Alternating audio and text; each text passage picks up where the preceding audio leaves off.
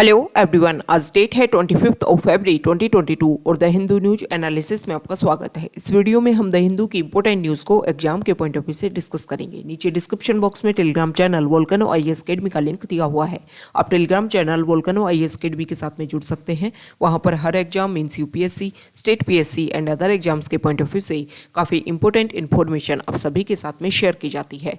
तो चलो स्टार्ट करते हैं। वीडियो को स्टार्ट करेंगे एक ज्योग्राफिकल मैप क्वेश्चन के साथ में। और आज आपका क्वेश्चन ये है कि ब्यूफोर्ट सी को आपको मैप में व्यू करना है, फिर इससे रिलेटेड हर इंपॉर्टेंट फैक्ट्स को एंड इन्फॉर्मेशन को कमेंट बॉक्स में टाइप करना है।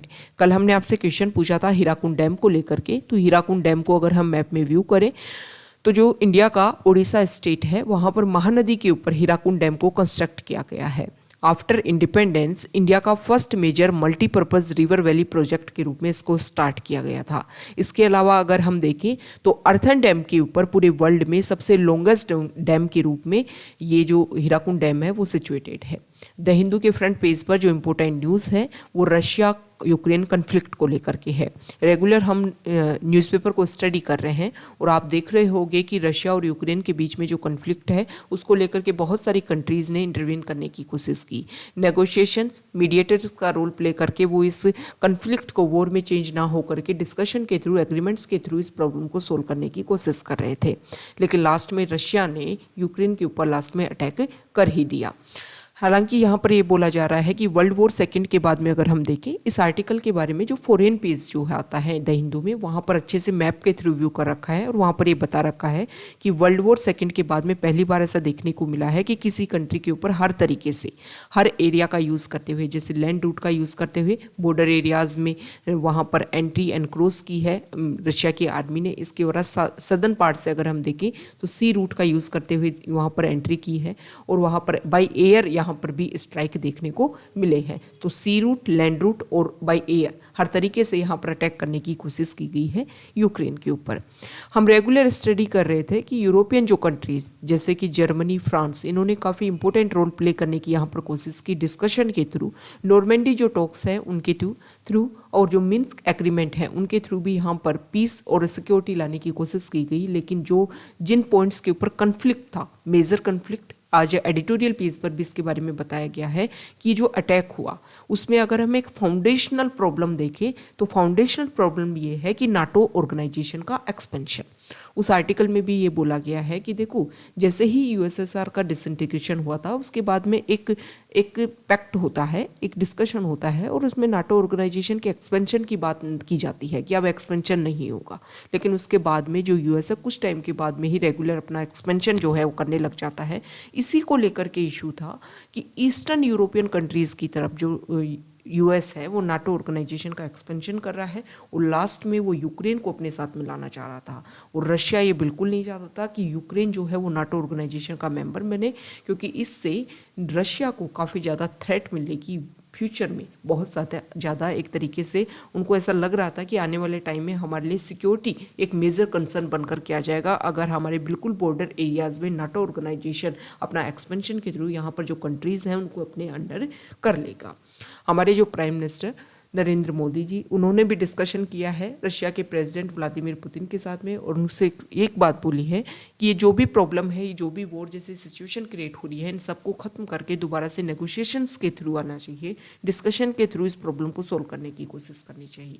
हमारे इंडिया के बहुत सारे स्टूडेंट जो है वो यूक्रेन में स्टडी करते हैं और रेगुलर हम देख पा रहे हैं कि वहाँ से उनकी वापसी जो है वो काफ़ी ज़्यादा मुश्किल हो गया है, क्योंकि जो एयर बेस जो है यूक्रेन के, उनके ऊपर भी अटैक हुआ है, जिसकी वजह से हमारे इंडिया के बहुत सारे मेडिकल स्टूडेंट वहाँ पर फंस गए हैं। नेक्स्ट इंपॉर्टेंट न्यूज़ है यहाँ पर, ये जो आर्टिकल है वो एक हिस्टोरियन को लेकर के है। हिस्टोरियन का नाम है, यहाँ देखिए, विक्रम संपत। इन्होंने कुछ बुक लिखी विनायक दामोदर सावरकर के ऊपर। 2 इनके वर्क्स थे, 2 वॉल्यूम इन्होंने राइट डाउन की।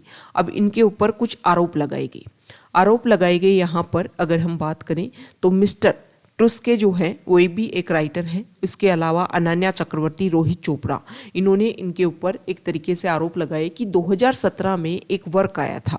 उस वर्क में मिस्टर संपत ने, मतलब उसमें जो फ्रेजेज, जो सेंटेंसेस जो यूज़ किए गए थे उन्हीं का यूज़ किया है मिस्टर संपत ने अपने वर्क में। विनायक चतुर्वेदी और जानकी बाकले जो हिस्टोरियंस हैं, उन्होंने जो भी फ्रेजेज और सेंटेंसेस का यूज़ किया था उनका यूज़ किया है मिस्टर संपत ने। इसको लेकर के उन्होंने रॉयल हिस्टोरिकल सोसाइटी जो है उसको राइट डाउन किया था कि भाई जो फ्रेजेज जो वर्ड्स उसमें उस वर्क्स में यूज़ किए गए, उस ऐसे में यूज़ किए गए, उनको यूज़ किया गया है। तो एक तरीके से साहित्यिक चोरी का, ठीक है, यहाँ पर ये जो प्लेगरिज्म जो वर्ड आप देख रहे हो इसका अर्थ होता है साहित्यिक चोरी, मतलब बुक में से कुछ चीज़ें उठा करके ऐसे सेम तरीके से आपने वहाँ पर राइट डाउन कर दी। तो इस तरीके का उनके ऊपर आरोप लगा है। इसको लेकर के विक्रम संपत जो है वो दिल्ली हाई कोर्ट गए और दिल्ली हाई कोर्ट ने अब ट्विटर को बोला है कि 48 आवर्स के अंदर जो भी हिस्टोरियन ऑड्रे टर्स्के ने जो भी आपके यहाँ पर ट्वीट कर रखा है उसको आप क्या करोगे, टेक डाउन करोगे। इसके अलावा फेसबुक के ऊपर जो भी तरीके के स्टेटमेंट जो हैं कि उन्होंने इस बुक में से सेम जो वर्ड्स हैं, फ्रेजेज हैं, उनको उठाया है, उनका यूज़ किया है, इसको लेकर के जो भी स्टेटमेंट हैं, जो भी पोस्ट है, उन सभी को टेक डाउन करने की बात यहाँ पर की गई है। तो यहाँ पर एक वर्ड आया है royal historical society. Royal historical society की अगर हम बात करें तो इसको रिलेटेड कुछ बेसिक फैक्ट्स देख लेते हैं। 1868 में इसको फाउंड किया गया था एक लर्निंग सोसाइटी के रूप में of the UK which advances scholarly study of history. History की जो स्टडी करते हैं उनको कुछ हेल्प करने की, उनको ग्रांट देने की, उनको रिसर्च में कुछ एक तरीके से अमाउंट देने की, ये सारी प्रोसीजर, ये सारा जो वर्क किया जाता है वो रॉयल हिस्टोरिकल सोसाइटी के द्वारा किया जाता है। नेक्स्ट इंपॉर्टेंट न्यूज़ है श्रीलंका और इंडिया के बीच में जो वाटर एक एरिया है, वाटर बाउंड्री है, उसको लेकर के रेगुलर डिस्प्यूट रहता है। श्रीलंका नेवी ने हमारे इंडिया के 22 फिशरमैन को फिर से डिटेन कर दिया है। ये जो फिशरमैन थे वो नागापट्टिनम और कराईकल से बिलोंग करते थे। ऐसा बोला जा रहा है कि उन्होंने इस श्रीलंका की जो वाटर टेरिटरी है उसमें एनक्रोच किया, वहाँ पर जाकर के जो भी फिशिंग इश्यूज है इसको लेकर के ये कारण इसलिए बताया जाता है कि इंडिया के जो फिशरमैन है वो बहुत ही डीप ट्रोलिंग करते हैं। डीप ट्रोलिंग क्या होता है कि इस तरीके के इक्विपमेंट्स हैं उनके पास में जिसमें सी बेड तक जाकर के वो भी जो भी सी रिसोर्सेज है उन सभी को कैप्चर कर लेते हैं, जिसकी वजह से आने वाले टाइम में मैरीन बायोडाइवर्सिटी की बात कर लीजिए या फिर जो भी सी रिसोर्सेज हैं वो ख़त्म हो जाएंगे, जिसकी वजह से वहाँ का जो फूड वेब है, जो फूड सिस्टम है वो भी काफ़ी इफेक्ट वहाँ पर भी देखने को मिलेगा। तो इसी की वजह से यहाँ पर कैप्चर करने की और उनको काउंटर करने की कोशिश की जाती है। तो इंडियन गवर्नमेंट के ऊपर भी ये बोला जाता है कि जो भी फिशरमैन को आप इंसेंटिव देते हो तो उन इंसेंटिव में जो आप उनको इक्विपमेंट्स के लिए इंसेंटिव दे रहे हो वो कम किए जाएं, क्योंकि इसका गलत तरीके से यूज़ हो रहा है। यहाँ पर बात की गई है कराईकल की। कराईकल आपको पता है पुडुचेरी जो हमारा एक यूटी है उसका पार्ट है। तो हम पुडुचेरी की मैप को देख लेते हैं। देखो जो पुडुचेरी है वो किसी एक स्टेट में एक्सटेंडेड नहीं है, वो 3 स्टेट में एक्सटेंडेड है। उसका यनम पार्ट जो है वो आंध्र प्रदेश में है, माहे जो है वो केरला में है। इसके अलावा मेन पुडुचेरी जो है वो है तमिलनाडु में और उसके साउथ में है कराईकल। ओके, तो इस मैप को लेकर के आपको डायरेक्टली पूछ लेंगे कि north to south, east to west, आपसे यहाँ पर रिप्रेजेंट करवा लेंगे कि कौन से स्टेट से बिलोंग करता है। तो ये जो मैप है वो आपको Telegram channel volcano IAS academy पर सेंड कर दिया जाएगा, वहाँ पर जाकर के आप इसको अच्छे से व्यू कर सकते हो। नेक्स्ट इंपॉर्टेंट न्यूज़ है, यहाँ देखिए next important news page number 4 पर। यहाँ पर जो आर्टिकल है जो दिल्ली सरकार है वो कोशिश कर रही है कि ई वेस्ट जो जनरेट हो रहा है, रेगुलर हम देख रहे हैं कि जिस तरीके से टेक्नोलॉजी का यूज़ होना स्टार्ट हुआ है उसके बाद में ई वेस्ट काफ़ी लेवल पर जनरेट हो रहा है। तो इस ई वेस्ट को दोबारा से उसको डिग्रेड करना, रिसाइकिल करना, ये सारे प्रोसीजर के लिए दिल्ली सरकार एक इको पार्क बनाने की कोशिश कर रही है। और इस तरीके का पूरे इंडिया में अगर हम देखें तो फर्स्ट तरीके का, पहली बार इस तरीके के पोल्यूशन को कर्ब करने के लिए first such project in the country में पहला ऐसा प्रोजेक्ट ये होएगा। Next important article page number 5 पर। यहाँ पर जो आर्टिकल है हमारे इंडिया के first CDS general Bipin Rawat, chief of defence staff Bipin Rawat की डेथ हो गई थी 8 दिसंबर को। आपने और हमने सभी ने देखा कि एक हेलीकॉप्टर क्रैश हो जाता है जिसमें जनरल बिपिन रावत, उनकी वाइफ मधुलिका रावत, इसके अलावा हमारे इंडिया के बहुत ही प्रोमिनेंट ऑफिसर्स जो हैं उनकी उसमें डेथ हो जाती है हेलीकॉप्टर क्रैश को लेकर के। अब हेलीकॉप्टर क्रैश कैसे हुआ इसको लेकर कुछ कमेटीज़ बनी। तो यहाँ पर एक कमेटी ने बोला है, इंडियन मेट्रोलॉजिकल डिपार्टमेंट ने ये कन्फर्म किया है कि उस टाइम अगर हम वहाँ पर अगर हम देखें तो विजिबिलिटी काफ़ी ज़्यादा कम थी। इसके अलावा ह्यूमिडिटी जो है वो हाई लेवल पे थी। उसके अलावा जो विंड ब्लो है वो काफ़ी कम था, जिसकी वजह से जो क्लाउड्स हैं वो एक परसिस्टेंट स्टेज में वहाँ पर बने हुए थे, जिसकी वजह से विजिबिलिटी कम होने की वजह से ये जो हेलीकॉप्टर है वो क्रैश हुआ है। यहाँ पर इंडिया मेट्रोलॉजिकल डिपार्टमेंट की बात की गई है, तो आपका क्वेश्चन ये है कि इंडिया मेट्रोलॉजिकल डिपार्टमेंट जो है वो कौन सी मिनिस्ट्री के अंडर आता है। नेक्स्ट इंपॉर्टेंट न्यूज़, हाँ अब यहाँ पर CDS के बारे में बताया गया है, तो CDS से रिलेटेड कुछ बेसिक फैक्ट्स हम देख लेते हैं जो हमारे प्रीलिम्स के पॉइंट ऑफ व्यू से इंपॉर्टेंट है। देखो ये जो CDS वर्ड है वो इसलिए न्यूज़ में आया था जब कारगिल वॉर हुआ था। उस टाइम हमने ये देखा कि जो हमारी आर्मी है, नेवी है, इनके बीच में, एयरफोर्स है, इनके बीच में एक तरीके का डिस्कशन नहीं था, नेगोशिएशन नहीं था। तो कारगिल रिव्यू कमेटी ने सबसे पहले CDS की पोस्ट के बारे में बोला था कि एक CDS की पोस्ट होनी चाहिए, तो जिससे हमारी जो ट्राई सर्विसेज हैं उनमें कम्युनिकेशन बन सके, मतलब एक पोस्ट ऐसी हो जो तीनों सर्विसेज के साथ में डिस्कशन कर सके।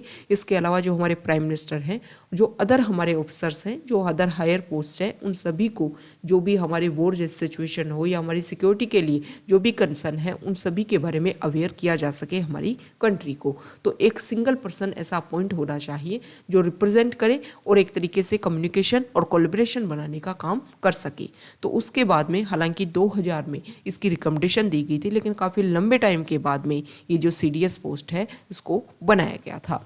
तो ये जो चीफ ऑफ डिफेंस स्टाफ जो होता है वो चेयरमैन का भी रोल प्ले करता है कुछ कमेटीज़ का, जैसे चीफ ऑफ स्टाफ कमेटी का। ओके, ये जो कमेटी है, इसके अलावा अगर हम बात करें तो 3 जो सर्विसेज चीफ है उनके बीच में जो सीनियर मोस्ट होता है उसको एक तरीके से अपॉइंट किया जाता है चीफ ऑफ स्टाफ कमेटी के रूप में, और प्रेजेंट टाइम में जो ये CDS जो है उनको इस कमेटी का हेड बनाया जाता है। नेक्स्ट इंपॉर्टेंट न्यूज़ है, यहाँ पर देखिए, next important news editorial page पर।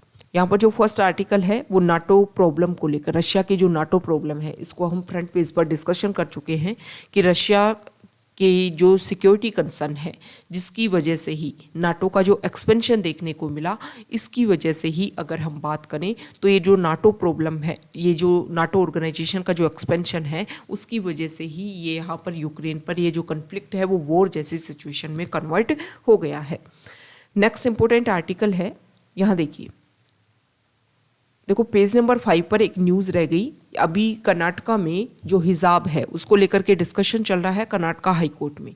तो यहाँ पर जो पिटिशनर्स हैं उन्होंने अपनी बात में ये बोला है कि केरला हाई कोर्ट और मद्रास हाई कोर्ट के 2 स्टेटमेंट, 2 ऑर्डर्स की उन्होंने बात की है कि उन ऑर्डर्स में उन्होंने, हाई कोर्ट ने ये बोला है कि पर्दा और बुर्का जो है वो एसेंशियल पार्ट नहीं है, लेकिन हिजाब जो है वो एक एसेंशियल रिलीजियस प्रैक्टिस के रूप में उन दोनों कोर्ट्स में अपने ऑर्डर में, अपने जो स्टेटमेंट है उन्होंने उसमें ये बात बोली है।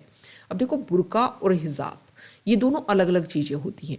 बुर्का में क्या होता है, जैसे पर्दा किया जाता है हिंदू कम्युनिटी में, वैसे ही बुर्का होता है, कंप्लीट जो आपका फेस है वो ढका हुआ होता है। हिजाब में क्या होता है कि एक हेड स्कार्फ होता है जिससे हेड जो है उसको कवर किया जाता है। अब यहाँ पर हिजाब जो है वो प्रेजेंट टाइम में एक मेजर इशू बना हुआ है, तो हमारे मेंस के पॉइंट ऑफ व्यू से हिजाब को लेकर के क्वेश्चन आ सकता है। तो इसको लेकर के कुछ बेसिक फैक्ट्स जो इसको रिलेट करेंगे, कुछ इसके एंटी होंगे, ये दोनों बात हम यहाँ पर डिस्कस कर लेते हैं। सबसे पहले हिजाब के बारे में आपको पता चल गया कि एक हेड स्कार्फ होता है हिजाब, जिससे आपको अपने हेड को कवर कर सकते हो। अब हिजाब के अगर हम फेवर में सबसे पहले बात करें कि हिजाब को पहनना जरूरी है, इसके फेवर की अगर हम बात करें तो सबसे पहले हमारे कॉन्स्टिट्यूशन का आर्टिकल 25 जो है वो इसका फेवर करता है कि एक रिलीजन उसकी जो भी रिचुअल्स है उनको फॉलो करने की पावर होती है। दूसरी बात आती है आर्टिकल 19 की। आर्टिकल जो 19 है उसमें आपको फ्रीडम है कि आप क्या पहनना चाहते हो, उसकी आपको फ्रीडम है।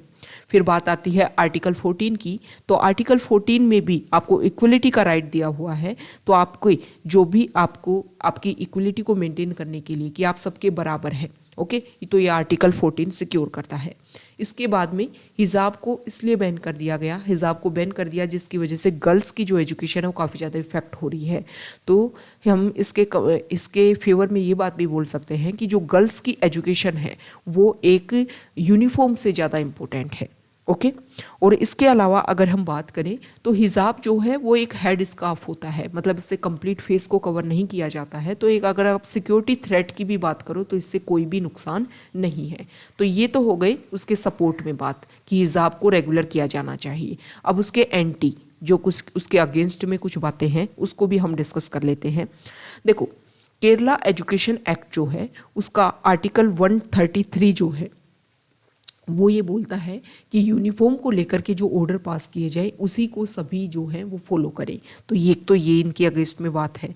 दूसरी अगर हम बात करें तो हिजाब को ड्रेस कोड के रूप में कहीं भी नहीं बताया गया है कि हिजाब को आप एज ए ड्रेस कोड पहन सकते हो। दूसरी अगर हम आर्टिकल 19 की हमने यहाँ पर बात की तो देखो, जब भी आप किसी पॉइंट को लेकर के उसके अगेंस्ट में बात लिखो तो जहाँ पर आपने फेवर में बातें लिखी है वहाँ से ही आप अगेंस्ट में बातें लिख सकते हो। कि आर्टिकल 19 में हमने बोला कि फंडामेंटल राइट के तहत आप सिक्योर हो, लेकिन आर्टिकल 19 में ये भी बोला जाता है कि पब्लिक ऑर्डर के ऊपर अगर बात आती है तो आपकी वो चीज़ें जो है, जो आपकी पर्सनल चीज़ें हैं, उनको डाइल्यूट किया जा सकता है। इसके अलावा आर्टिकल 28 जो है वो भी ये बोलता है कि कोई भी रिलीजियस इंस्ट्रक्शन जो है वो ऐसे एजुकेशनल इंस्टीट्यूशन के ऊपर उसको अलाउ नहीं करते हैं जिसको जो इंस्टीट्यूशन जो स्टेट फंड्स हैं उससे मेंटेन नहीं किए जाते हैं, मतलब उसके द्वारा स्टेट फंड्स के द्वारा मेंटेन नहीं किए जा रहे हैं। तो ऐसे एजुकेशन इंस्टीट्यूशन को आप कोई भी रिलीजियस इंस्ट्रक्शन नहीं दे सकते हो। तो ये हिजाब के अगेंस्ट हो गया। दूसरी बात आती है कि देखो, केरला हाईकोर्ट ने 2018 में एक अपना ऑर्डर पास किया था और उसमें केरला हाईकोर्ट ने ये बात बोली थी कि देखो, स्कूल ने जो यूनिफॉर्म कोड बनाया है उसके बेसिस पर अगर माइनॉरिटी में कुछ बच्चे आकर के ये बोलते हैं, एक गर्ल आकर के ये बोलती है कि मुझे हिजाब कैरी करना है, तो यहाँ पर इंस्टीट्यूशन के जो राइट्स हैं उनको ज़्यादा फेवर किया जाएगा। तो ये कुछ अगेंस्ट में बातें हो गई। लास्ट में कंक्लूजन में हम मेंस में आंसर लिखते हैं तो कंक्लूजन में एक बात लिखते हैं कि देखो, इस तरीके के जो भी स्टेटमेंट हैं उनको पॉलिटिकली पोलराइज करने की जरूरत नहीं है। जुडिशरी इनमें एक अपना इंपॉर्टेंट बात रखे। दूसरी बात यह है कि क्लासरूम को पॉलिटिक्स से रिलेटेड रिलीजन के बेसिस पर क्लास जो है उनको पोलराइज्ड करने की ज़रूरत नहीं है। वहाँ पर जो स्टूडेंट हैं वो सभी आपके लिए इक्वल हैं और वहाँ पर सभी को इक्वली ट्रीट करने की ज़रूरत है। इसके अलावा आर्टिकल 51A जो है उसमें ये बोला गया है कि कॉन्स्टिट्यूशन ऑफ इंडिया जो है वो scientific temper as fundamental duty, मतलब development of scientific temper as fundamental duty, मतलब सिक्योर करता है। हमारा जो फंडामेंटल ड्यूटी है उसमें भी ये चीज़ें सिक्योर की गई हैं। इसके अलावा हमारी जो सोसाइटी है वहाँ पर हमेशा से मॉडर्निटी और लिबरलिज्म को हम फॉलो करते हैं। तो ये चीज़ें ऐसी हैं जिनको फॉलो करते हुए इन इश्यूज को हम सॉल्व कर सकते हैं। ओके, नेक्स्ट इंपॉर्टेंट आर्टिकल है एडिटोरियल पेज पर सेकंड आर्टिकल हम डिस्कस करेंगे। यहाँ पर जो आर्टिकल शो कर रखा है इसमें बता रखा है कि इंडिया का जो फूड सिस्टम है उसको हमें डेवलप करने की ज़रूरत है। हम एक नया चैनल डेवलप करें जहाँ पर ना सिर्फ हम फूड सिक्योरिटी को सर्व कर पाएँ बल्कि हम साइंस, सोसाइटी, पॉलिसी इंटरफेस इन सभी को इस तरीके से कोलैबोरेट करें कि हमारे जो SDG गोल्स हैं उनको भी हम अच्छे से अचीव कर पाएँ। और प्रेजेंट टाइम में हम देख रहे हैं कि हमारे इंडिया में काफ़ी ज़्यादा न्यूट्रिशन लेवल ना सिर्फ हमारे जो चिल्ड्रन हैं उनके बीच में बल्कि जो वीमेन हैं उनमें भी काफ़ी ज़्यादा न्यूट्रिशन लेवल काफ़ी ज़्यादा कम हो गया है। तो उन सभी को तो हमें अचीव करना ही है, इसके साथ में फूड सिक्योरिटी को भी हमें अचीव करना है। यहाँ पर सबसे पहले राइटर ने ये बोला है कि देखो, नेशनल और रीजनल एक्शन इस तरीके से होने चाहिए कि United nation 17 sustainable development goals जो हैं उनको भी हम अचीव कर पाएँ और जो हमारा फूड सिस्टम है उसको ट्रांसफॉर्म करके इन सारे 17 गोल्स को हम अचीव कर पाएँ। United nation food system summit called for action by governments in 5 areas. United nation ने बोला है कि 5 एरियाज में हर गवर्नमेंट जो है वो काम करे, अपने जो पीपल है, पॉपुलेशन, उनको नरिश करे, नेचर बेस्ड सॉल्यूशन जो है उनको बूस्टअप करे। इसके अलावा इक्विटेबल लाइवलीहुड्स जो है उसको एडवांस लेवल पर लेकर के जाए। Decent work and empowered communities जो है वो सभी को प्रोवाइड करने की कोशिश करे। Build resilience to vulnerabilities, shocks and stresses, मतलब इन सब से निपटने के लिए गवर्नमेंट जो है वो काम करे। Accelerated the means of implementation. Okay, इन सारे पॉइंट्स के ऊपर जो हर गवर्नमेंट है उसको काम करने की ज़रूरत है। अब यहाँ पर साइंस और पॉलिसी को दोनों को यहाँ पर मिक्स करने की बात की गई है। देखो अगर हम इंटीग्रेटेड करेंगे तो 1960 के टाइम में जब हमारे यहाँ पर एक तरीके से हमारी जो पॉपुलेशन थी उनको फीड करने में भी हमें प्रॉब्लम हो रही थी, लेकिन धीरे धीरे हमने कुछ इस तरीके से काम किया कि और इसी का नतीजा रहा 1975 का जो फेमाइन है। तो 1960 में इंडिया ने ग्रीन रिवॉल्यूशन की तरफ अपना काम करना स्टार्ट कर दिया ताकि फूड सिक्योरिटी जो इशू है उसको हम सोल्व कर सके, हंगर पुअर्टी जो भी प्रॉब्लम है उसको हम सोल्व कर सके। धीरे धीरे इंडिया ने अपने यहाँ पर सरप्लस प्रोडक्शन करना स्टार्ट कर दिया और इतना प्रोडक्शन जो है कि इंडिया जो है काफ़ी लंबे टाइम तक अपने आप को रेगुलर यहाँ पर रख सकता है फूड सिक्योरिटी में। अब यहाँ पर बात की गई है कि देखो फूड सिक्योरिटी हम ले आए, लेकिन जो फूड है उसमें न्यूट्रिएंट्स की काफ़ी कमी है। अगर हम प्रेजेंट टाइम में बात करें तो न्यूट्रिशन नीड्स की अगर हम बात करें तो वीमेन को 18.7% और 16.2% मैन जो हैं उनमें इनफ फूड जिसमें न्यूट्रिशन नीड्स की ज़रूरत है, मतलब इतना लेवल जो है वो काफ़ी ज़्यादा कमी देखने को यहाँ पर मिल रही है। मैक्रो और माइक्रो न्यूट्रिएंट मॉल न्यूट्रिशन जो है वाइड स्प्रेड हो रहा है, वीमेन में 18.7 और मैन में 16.2%। और 32% चिल्ड्रन जो है 5 साल से छोटे जो हैं वो अंडरवेट। अभी नेशनल फैमिली हेल्थ सर्वे का फेज 2 का कंपेंडियम जो सामने आया उसमें ये बातें बताई गई हैं कि 32% बच्चे जो हैं वो 5 साल से छोटे बच्चे जो इनमें अंडरवेट देखने को मिल रहा है। ग्लोबल हंगर इंडेक्स 2021 की अगर हम बात करें तो 116 कंट्रीज में इंडिया की 101 रैंक आई है। इससे हमें पता चलता है कि इंडिया में पॉवर्टी, माल न्यूट्रिशन, इसके अलावा सेकंड ग्रीन रिवॉल्यूशन की भी इंडिया को ज़रूरत है। हमारे यहाँ पर फूड तो इंक्रीज़ हो रहा है लेकिन उसमें न्यूट्रिशन का लेवल जो है वो इंक्रीज़ नहीं हो रहा है। तो यहाँ पर ये सारे प्रोसीजर बताए गए हैं कि हमें क्या क्या करना है। हमें एक तो जो भी देखो सिर्फ फूड सिक्योरिटी की तरफ ही आगे नहीं बढ़ना है, क्योंकि जिस तरीके से फर्स्ट ग्रीन रिवॉल्यूशन के टाइम में अगर हम देखें तो हमने वीट और राइस को यहाँ पर प्रोडक्शन बहुत ज़्यादा किया, लेकिन उसकी वजह से पंजाब हरियाणा वाले एरिया में बहुत सारा फर्टिलाइजर्स का एक्सेस यूज़ किया गया। इसके अलावा जो ग्राउंड वाटर लेवल है वो काफ़ी ज़्यादा डिक्रीज़ होता जा रहा है। वहाँ पर सेम जैसी समस्या जो है वो काफ़ी ज़्यादा इंक्रीज़ होती जा रही है क्योंकि हाईली इरीगेशन उस एरिया में किया गया। तो ये कुछ इश्यूज हैं जो टाइम के साथ में कम होने चाहिए, इंक्रीज़ नहीं होने चाहिए। तो इस तरीके से अगर हम साइंटिफिक बेसिस पर, इसके अलावा नेचर से जो भी सॉल्यूशन है उन सभी को हम इंसर्ट करें तो फूड सिस्टम को हम काफ़ी अच्छे लेवल पर डेवलप कर सकते हैं। इस आर्टिकल के शुरुआत में बात की गई है एसडीजी गोल्स की। तो एसडीजी गोल्स हमारे लिए इंपॉर्टेंट हैं। जब भी हम किसी आंसर को राइट डाउन करते हैं तो उसका कंक्लूजन में एसडीजी गोल्स का यूज़ करते हुए हम उसको कंप्लीट कर सकते हैं। एसडीजी गोल्स आपको बाय हार्ट याद होने चाहिए। इसके लिए हम एक ट्रिक आपको बताते हैं। इस तरीके से समझो कि मान लो कोई एक गरीब बच्चा है, गरीब बच्चा, तो एसडीजी गोल फर्स्ट कंप्लीट हो गया। गरीब मतलब पॉवर्टी, ओके। नो आप इसके साथ में खुद इंक्लूड करना क्योंकि गोल्स को अचीव करना है तो नो पॉवर्टी, कोई भी गरीब ना हो, ओके। तो एक गरीब बच्चा है, गरीब बच्चा है, खाने के लिए कुछ नहीं होगा तो मतलब भूखा बच्चा है, भूख है, बहुत ज़्यादा भूखा है वो, ओके। तो सेकंड एसडीजी गोल्स का याद हो गया। उसके बाद में बच्चे को अच्छे से खाना वाना दिया जाता है, उसकी जो हेल्थ है वो इम्प्रूव हो जाती है क्योंकि पहले भूखा था तो उसकी जो हेल्थ है वो काफ़ी ज़्यादा डाउनग्रेड थी। जब उसको खाना दिया गया तो उसकी हेल्थ इम्प्रूव हो गई, मतलब थर्ड एसडीजी गोल गुड हेल्थ। अब बच्चे ने डिमांड की कि उसको स्कूल जाना है, मतलब उसको एजुकेशन गेन करनी है, क्वालिटी एजुकेशन। फोर्थ नंबर का एसडीजी गोल क्वालिटी एजुकेशन। अब जब बच्चा स्कूल गया तो उसने वहाँ पर देखा कि अच्छा गर्ल्स भी यहाँ पर स्टडी करती हैं और यहाँ पर जो मैम है वो भी हमें स्टडी करवाती हैं, मतलब उसने जेंडर इक्वलिटी के बारे में वहाँ पर स्टडी किया। बच्चे ने स्कूल में अच्छी अच्छी टीचिंग्स ली। बच्चा घर स्कूल से वापस घर आता है और घर रास्ते में वो देखता है, बच्चे ने वहाँ पर सीखा कि पानी वेस्ट नहीं करना है, बिजली वेस्ट नहीं करना है। तो बच्चे ने रास्ते में देखा कि एक जो टैप वाटर है, एक जो नल है वो खुला हुआ है। बच्चे ने इसको बंद किया क्योंकि क्लीन वाटर सभी को मिलना चाहिए। एसडीजी गोल 6 क्लीन वाटर। बच्चे ने रास्ते में देखा कि स्ट्रीट जो लाइट है वो जली हुई है, बच्चे ने उसको बंद किया क्योंकि अफोर्डेबल और क्लीन एनर्जी सभी का एक गोल है कि इसको हमें अचीव करना है। तो एसडीजी गोल 7 है अफोर्डेबल एंड क्लीन एनर्जी। अब बच्चा बड़ा हो गया, अच्छी एजुकेशन उसने ले ली तो बच्चा एक डिसेंट वर्क करने लग गया, बच्चा कमाने लग गया, तो इकोनॉमिक ग्रोथ में पार्टिसिपेशन करने लग गया, तो गोल नंबर 8। अब बच्चे ने अच्छे से डिसेंट वर्क किया, जैसे ही वर्क किया तो इंडस्ट्री, इनोवेशन और इंफ्रास्ट्रक्चर वाला जो पार्ट है, मतलब हमारा जो इंडस्ट्री वाला पार्ट है उसका वो एक पार्ट बन गया। बच्चे ने खूब पैसे कमाए। अब उसको लगा कि देखो मैं तो आगे निकल गया, लेकिन जो उसके जो और छोटे भाई बहन होंगे उनको लगा कि वो तो वहीं पर है, वो तो वहीं पर है, उनके पास ही है। तो उसने क्या किया, अपनी जो भी प्रॉपर्टी है वो अपने भाइयों के लिए छोड़ दी और खुद कहाँ चला गया, सिटीज़ की तरफ चला गया। तो उसने काम किया इनइक्वलिटीज़ को रिड्यूस करने के लिए कि सभी बराबर हों, मेरे भाई बहन भी मेरे बराबर हो सकें। तो अपनी प्रॉपर्टी जो है गाँव की वो अपने भाई बहन के लिए छोड़ दी, तो रिड्यूस इनइक्वलिटीज़। और खुद कहाँ चला गया, सिटीज़ की तरफ चला गया, सस्टेनेबल सिटीज़।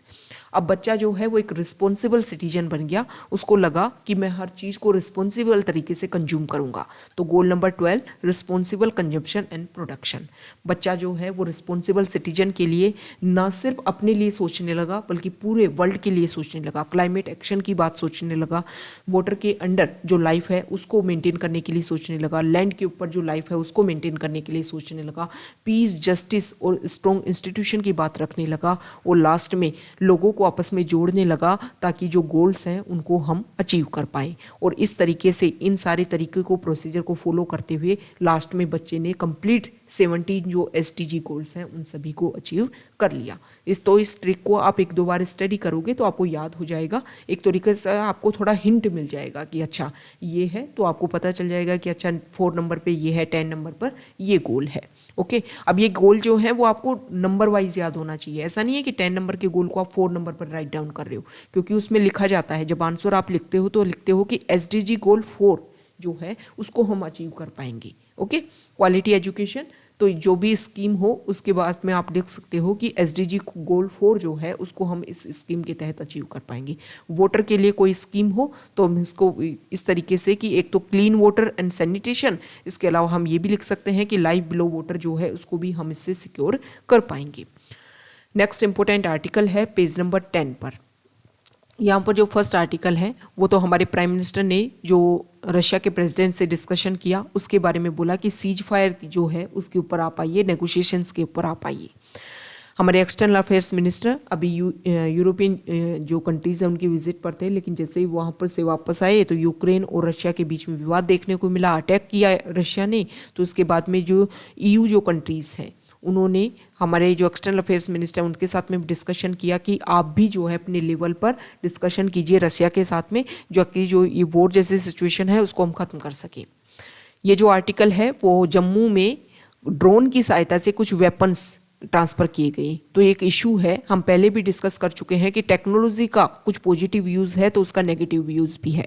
ड्रोन जो है वो एक तरीके से टेररिज्म सेक्टर में काफ़ी इंपॉर्टेंट इसको इंसर्ट किया जा रहा है और एक तरीके से न्यू तरीके का टेररिज्म जो है वो इंक्रीज़ करने की कोशिश की जा रही है। नेक्स्ट इंपॉर्टेंट आर्टिकल जो है यहाँ देखिए पेज नंबर 12 पर। यहाँ पर जो फर्स्ट आर्टिकल है, एक सेकेंड, देखो, चाइना की एक फर्म ने ये बोला है कि US का एक ग्रुप है वो इंडिया के रिसर्च इंस्टीट्यूट, हमारे जो भी रिसर्च इंस्टीट्यूट हैं जैसे कि इंस्टीट्यूट ऑफ माइक्रोबियल टेक्नोलॉजी, इसके अलावा Indian academic of science, Banaras Hindu university, इनके जो भी डाटा है उनको लीक किया गया है US के द्वारा, ऐसा क्लेम किया गया है चाइना के द्वारा। हालांकि कुछ टाइम पहले जो चाइना के ऊपर भी आरोप लगाया था इंडिया ने कि हमारे जो भी हमारे एक तरीके से सिस्टम है उनको हैक करने की कोशिश कर रहा है चाइना, और उनके ऊपर जो मालवेयर अटैक है वो करने की कोशिश की है चाइना ने। यहाँ पर जो आर्टिकल है वो ट्राइब्यूनल एक्ट को लेकर के है।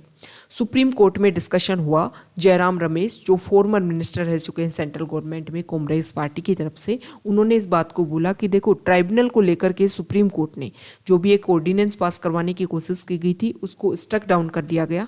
लेकिन बाद में अगर हम बात करें तो जैसे ही पार्लियामेंट का सेशन स्टार्ट हुआ दोबारा से ट्राइब्यूनल एक्ट को लेकर के आया गया, और इसमें बहुत सारी ऐसी चीज़ें हैं कि जिस ट्राइब्यूनल एक्ट के अंडर ये कोशिश की जा रही है कि ट्राइब्यूनल्स की जो संख्या है उसको कम किया जाए।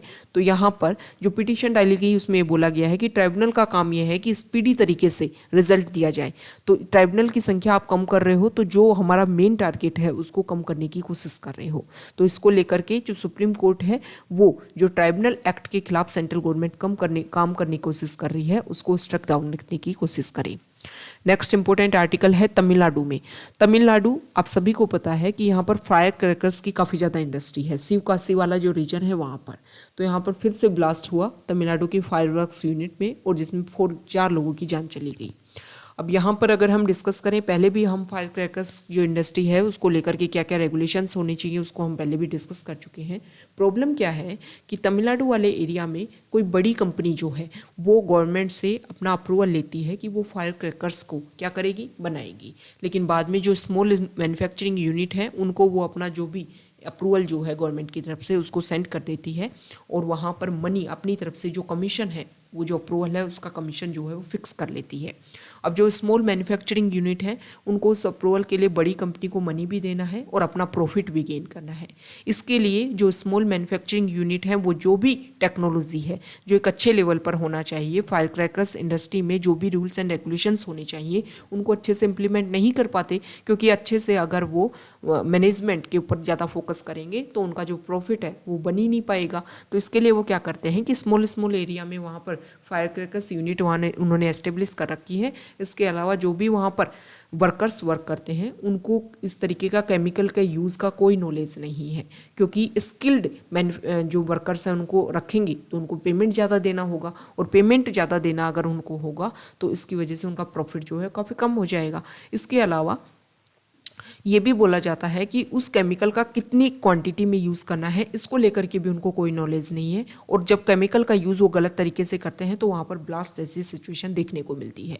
तो इसको लेकर के पहले भी हाई कोर्ट, सुप्रीम कोर्ट ने अपनी तरफ से रेगुलेशन की बात बोली है कि हमें, जैसे ड्रोन का हम हर सेक्टर में बात करने की कोशिश कर रहे हैं, तो ड्रोन का हम इस सेक्टर में भी यूज़ कर सकते हैं कि ओवरव्यू करने की कोशिश कर सकते हैं। वहाँ पर रेगुलेट एक ऐसी कमेटी बनाई जाए, एक मिनिस्ट्री डेवलप की जाए, मिनिस्ट्री में एक डिपार्टमेंट डेवलप किया जाए जो स्पेसिफिक फोकस करे इस फायर क्रैकर्स यूनिट को, और रेगुलर यहाँ पर इंस्पेक्शन होता रहे, ताकि जो भी रूल्स एंड रेगुलेशंस को फॉलो किया जाना चाहिए वो सभी अगर नहीं हो रहे हैं तो उन मैन्युफैक्चरिंग यूनिट को बंद करवाया जाए। तो इससे ये जो भी इशू हैं वो काफ़ी हद तक सॉल्व हो सकते हैं। तो ये आज का हमारा डिस्कशन था फॉरेन पेज पर, जो रशिया और यूक्रेन का जो कॉन्फ्लिक्ट है, जो वॉर है, उसी के बारे में डिस्कशन किया गया है। चाइना ने अपनी तरफ से स्टेटमेंट दिया है कि हम रशिया की जो प्रॉब्लम है उसको समझते हैं, क्योंकि जो नाटो का एक्सपेंशन है उसको लेकर के कोई भी रिस्ट्रिक्शंस नहीं लगाए गए, उनकी तरफ से कोई स्टेटमेंट नहीं आया कि हम नाटो का एक्सपेंशन नहीं करेंगे, जिसकी वजह से ये जो वॉर जैसी सिचुएशन है, कंडीशन जो है वो क्रिएट हुई है। तो ये आज का हमारा द हिंदू का डिस्कशन था। अगर आप यहाँ तक आए हैं, वीडियो आपको अच्छा लगा है तो प्लीज़ वीडियो को लाइक कीजिए, शेयर कीजिए और चैनल को सब्सक्राइब कीजिए। Okay, thank you.